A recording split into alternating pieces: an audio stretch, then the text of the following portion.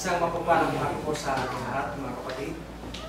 Sa pagkakataon nito ay ako muli ang inyong kasama dahil si Brother David po ay hindi prepared. So as reliever po, ako po muli yung tutulong sa kanyang tinatawag na slot. So sa bago pong ito, ako po ay naghahanda ng isang paksa na patungkol sa autonomous church. Dahil may mga tao na parang gustong mag-control o panghawakan ang mga iglesia. So talakayin natin kung ano ang autonomous church. Ano nga ba ang iglesia? Noong panahon ng ating Panginoon Kristo, nung siya ay nagtayo ng iglesia sa Matthew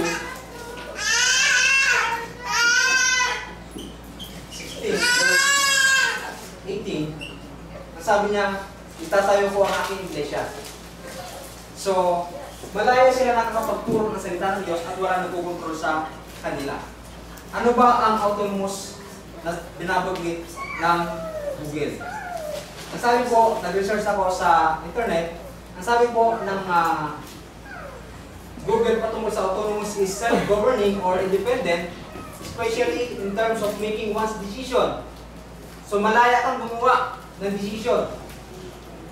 And acting without external control, it can apply to individuals, group, organizations, or systems that operate independently. So, yung autonomous church is malaya ka magdesisyon sa bawat lokal na kinaaliban po natin. So, wala pong dapat mag-control po dito. Ang autonomiya, pasok tayo dun sa panimula ng aking paksa. Sa konteksto ng lokal na iglesia ay tinutukoy sa kakayahan nito na pamunuan ang sarili ng independente. Matatagpuan ang konseptong ito sa likas na otoridad na ibinigay ng Diyos sa bawat kongregasyon. Sa pinakamahalagang kahulugan sa bawat lokal ng iglesia ay pananagutang ipinapasalamang kay Kristo at kumikilos sa ilalim ng kanyang pinakamataas na kapamahalaan at kapangyarihan. Yung dalawang principle ng autonomous church. Number 1 is independent and equality. Independent members at pagkapantay-pantay. Puntahan natin yung tinatawag na Acts 8:1. Na yung mga nagsipangalan doon ay wala po nag-control sa kanila. Acts 8 verse 1-4. At si Saulo ay sumang-ayon sa kaniyang pagkamatay. At ng araw na iyon nangyari ang isang malaking pag-uusig laban sa iglesia na nasa Jerusalem. So mayroong iglesia sa Jerusalem, meron nagsipangalat sa Judea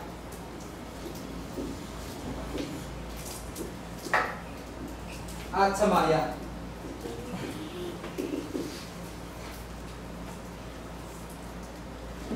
Ang sabi dito, at ng araw na iyon nangyari ang isang malaking pag-uusig sa iglesia ng Jerusalem. Dito. At silang lahat ay nagsipangalat sa lahat ng mga dako, Judea, Samaria, maliban sa mga apostol. Ang sabi sa 4, ang nagsipangalat nga ay nagsipaglakbay na ipinangangaral ang salita. So malinaw, dito sa mga taong, sa mga member na nagsipangalat sa Judea at Samaria ay wala pong nagkokontrol sa kanila. Malaya sila nakakapangaral. So possible, kung sa panahon natin ngayon is may nangyayari kasi na merong sentral na wala namang mababanggit sa banal na kasulatan. Nangyari, ito yung central, tapos ito yung mga branch. Wala pong gano'n sa banal na kasulatan. Kaya po autonomous po tayo. Kung may church sa Jerusalem, malaya kayo makapag-desisyon dyan sa inyong lokal. Kung may church sa Judea, malaya kayo makapag-desisyon ng sarili nyo, gano'n din sa Samaria. Kung sa panahon natin ngayon, dito sa Imos, malaya tayo mag-desisyon ng sarili natin.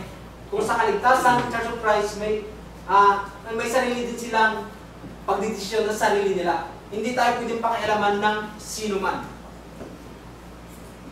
Hindi tayo pwedeng pasukin ng sino man.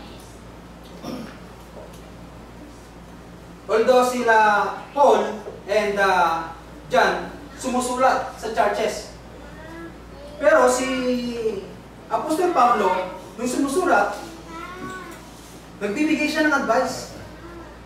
Dahil ang nangyayari po sa Iglesia ng Corinto, ang sabi sa 1 Corinthians 1 and 3, si Pablo na tinatawag na maging apostol ni Jesucristo sa pamamagitan ng kalooban ng Diyos at ni Sostenes na ating kapatid sa Iglesia ng Diyos na nasa Corinto. So, may iglesia sa Corinto, sinusulatan ito ng Apostol Pablo. Binigyan niya ng advice. Ang sabi dito, sa mga katuwid bagay sa mga pinapaging banal kay Kristo na tinawag na magpakabanal, nakasama ng lahat ng mga nagsisitawag sa bawat dako sa pangalan ng ating Panginoong Jesucristo sa kanila at Panginoon natin. Pagdating sa 11 and 12, ito yung problema. Sapagkat ipinatatalastas sa akin tungkol sa inyo, mga kapatid ko, ang mga kasambahay ni Chloe, nasa inyo'y may mga pagtatalo-talo. So may nangyayari na nagtatalo-talo sila. Bakit? Ano yung pinagtatalunan nila?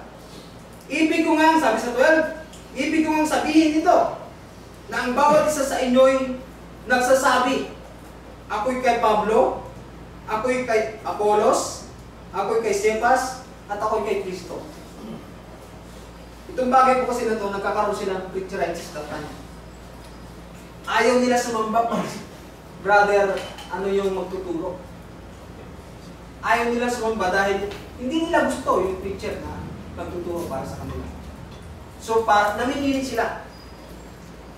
So, kung nangyayari sa panahon nila, Apostol Pablo, marahil sa kapanahon na natin ay nangyayari po. Na, ang sabi niya Apostol Pablo, hindi dapat ganito ang gawin natin. Kung tunay kang may pananampalataya sa iyong puso, sa Diyos ka tumingin, hindi sa mga tagapagturo. Dahil kami, bilang mga mangangaral, sinasabi lang namin kung ano yung sinasabi ng banal na kasulatan. Instrumento lang kami upang ihatid sa inyong mga tenga ang mensahe ng Biblia, ang mensahe ng Diyos. Huwag niyo kami tingnan, nagkakasalat, nagkakamali din ang mga preacher po. Ang ating patuloy na tingnan ay ang yung mga tinuturo ng mga preacher. Pangalawa, yung pagkapantay-pantay. Ephesians 5:23.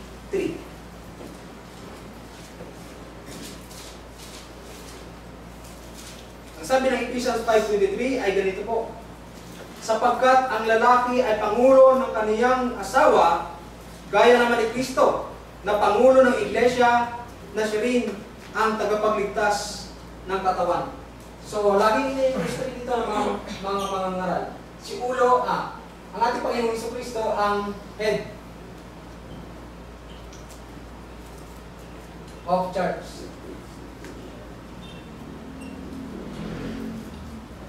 Tayo mga member, kahit na preacher ka or member, dito lang tayo nabibilang sa baba na ito. Pantay-pantay po tayo. Kahit na nangangaral ka, normal na member ka, pantay-pantay po tayo. Ang ating pinaka-head ay ang ating Panginoong Jesucristo. Ito yung mga bahagi ng iglesia na itinayo ng ating Panginoong Jesucristo. Ito yung isa sa part ng iglesia, Autonomous Church. Merong matatanda sa iglesia. Ang sabi po rito, Acts 14:23, at na makapaglagay na sa kanila ng matanda sa bawat iglesia at ng makapanalangin may pag-aayuno, ay pinagtagubilin sila sa Panginoong kanilang sinampalatayanan.